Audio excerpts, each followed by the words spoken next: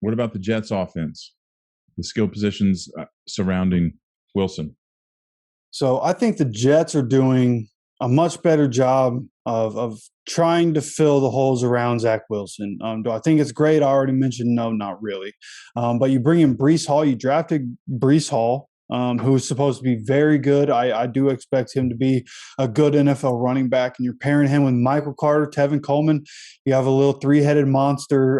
Robert Salah comes from a place in San Francisco where Shanahan loves to use all the running backs. So I expect this to be a committee approach for the Jets running backs here, and should work out pretty well for them. Again, the offensive line still getting pieced together, but has gotten better, so that should also help.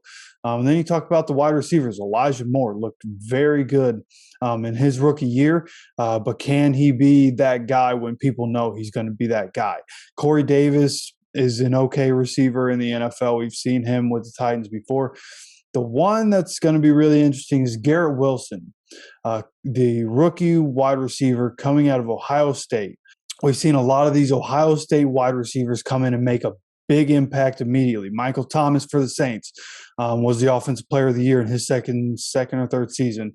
Terry McLaurin just got broken off because he's one of the best young wide receivers. So Garrett Wilson, by all means, should come in and make an impact. But Willie, I'm not sure, and then behind that is where the drop-off happens. You have Braxton Berrios, Denzel Mims behind that. So this is one of those places they have an injury, which, again, this is the NFL. If they're going to have an injury at some point, then they're going to be in trouble with not having enough weapons. I do like them bringing in C.J. Uzomah from the Bengals to be the tight end. I think that's an important piece to fill for any offense in today's NFL.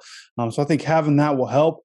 They've definitely gotten better in the skill position in 2022 than what they were in 2021. But will it make much of a difference? I'm not so sure. Yeah, let's just hope they're headed in the right direction, that this is the foundational piece to bring in a little more depth next year, get these guys some experience, get them working together, shore some things up, bring in some depth next year, and maybe we'll watch the Jets steadily get better and give New York fans something to cheer about. Okay, so what's your second pick for offense in this division? I'm sorry, the third pick. So I want to go with the Patriots because the Patriots they just look so plain Jane, right? Which seems so Bill Belichick, but we know what to do with the running backs: Damian Harris, Ramondre Stevenson, James White. They're going to use all those guys every game. Then they went out and got Devontae Parker, which I think is a huge get. A guy who struggles to stay on the field, but when he's on the field over the last 3 seasons or so, when he's on the field, he makes a big impact.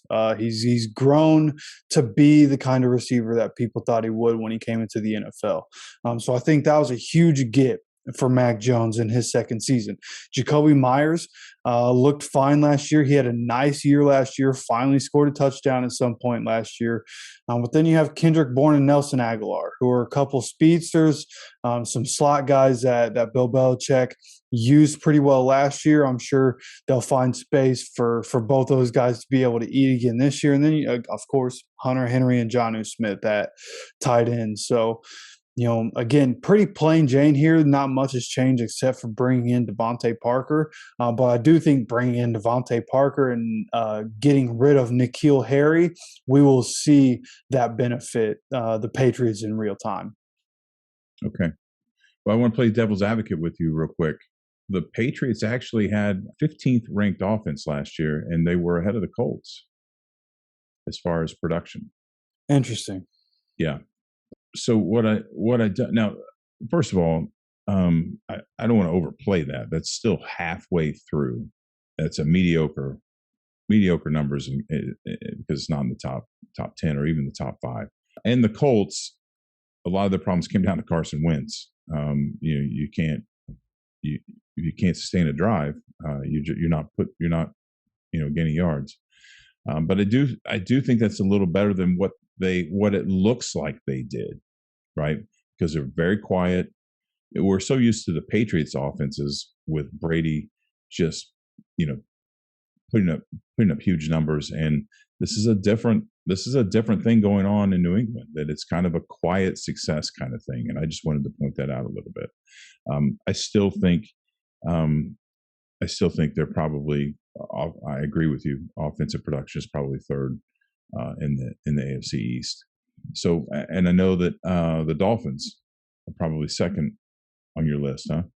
That's tough. If I had to rank the Dolphins and Bills, yeah, I'd probably still put the Bills ahead because they have that track record. So, if you have the Dolphins here, we'll just say 1A, 1B. Dolphins will be 1B here.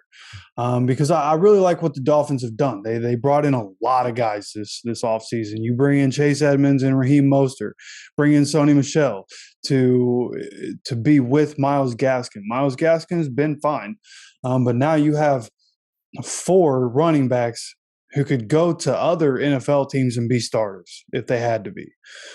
So I think from that point, from that perspective, they're great. And we're talking about another guy who's coming out of that Shanahan offense. So the running backs are going to be very important to this offense. And he has a couple of really fast and really explosive running backs here to work with.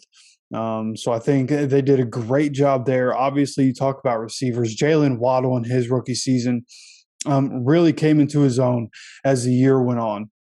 And when you talk about Jalen Waddle, he's explosive. He's really fast. And they went out and got one of the only people in the NFL that's faster than Jalen Waddle. That's Tyreek Hill. Tyreek Hill has been a top 5 receiver in the NFL for years, will continue to be. And this is what we were talking about, too. Like, you put these kinds of pieces around a guy, it's immediately going to make the quarterback better. And then you want to see, can the quarterback make these guys better? And can that complement each other to have some sort of magical run?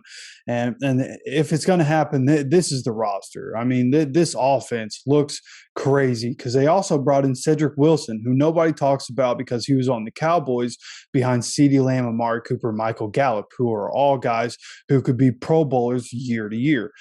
So Cedric Wilson as a number 3 wide receiver is going to be great. They just signed Mohamed Sanu a couple days ago before we recorded this. So they added some depth there. So I love what they've done here. Their tight end is Mike Gesicki, who also plays wide receiver for them. Right now, his situation is iffy. From what I hear, he is supposed to end up getting a new contract, but he has no expectation of playing on the franchise tag for the Dolphins. So that's a situation that we will monitor as we continue to go through training camp in the preseason. Okay, fair enough. So 1B, the Bills. Then we have the Bills, man. Stacked. Because you got to, just like I included Jalen Hurts for the Eagles as a running back, you have to include Josh Allen as a running back for the Bills, because that's like 800 yards that you're going to get from Josh Allen. And hopefully it's less than that this year. They went out and got James Cook in the draft, who I am so excited for. He came out of Georgia. It's Dalvin Cook's little brother. And I don't watch a whole lot of college football, but that Georgia team was really good. I watched a few Georgia games, and every time I saw James Cook on the field, he was making plays. So I think he's going to be the difference maker. Devin Singletary finally looked like a guy at the end of last year.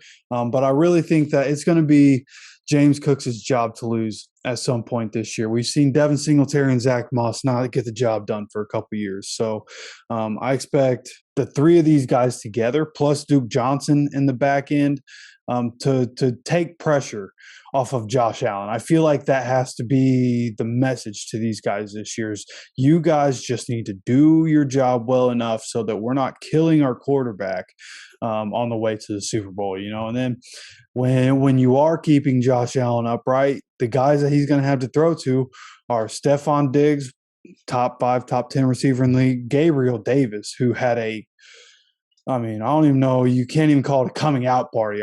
You're talking about a playoff game. He went nuts in that playoff game. And I'm really excited to see what he can do as a true number 2 receiver there for Josh Allen and the Bills. And then Jamison Crowder, I think, is one of the most underrated pickups for any team this offseason. Jamison Crowder as your number 3 wide receiver is amazing value. I think it's going to be great for all parties. And then Isaiah McKenzie, we've seen him have a couple good games. They have the depth at receiver. If they need it, they also have the depth at tight end because they have Dawson Knox, who showed that he can be one of the better tight ends in the league. But they went out and got OJ Howard, who, while he has been injured, when he's on the field, he's also a physical freak and can put up numbers for the Bills. So everything they have depth at every position on the offense, and I think that matters when you're talking about the best skill positions. I'd like to. I just want to throw in a something to think about here as we're talking about the Bills and the Dolphins and the 1A and the 1B, and ranking those two in this division as fairly equal brings a lot of speculation on the Dolphins' part, because the Bills were a top 5 offense, one of the best in the league. They're established and have been. The Dolphins were, I think, maybe 25th in output last year, but we've seen some improvements. We think the coaching staff improvements, player improvements. That's all going to come together, and again, that's all going to hinge on Tua. So, but with those said, with ranking those two fairly evenly on the offensive standpoint, the difference for the projections of who's going to win the division is going to come down to defense, isn't it?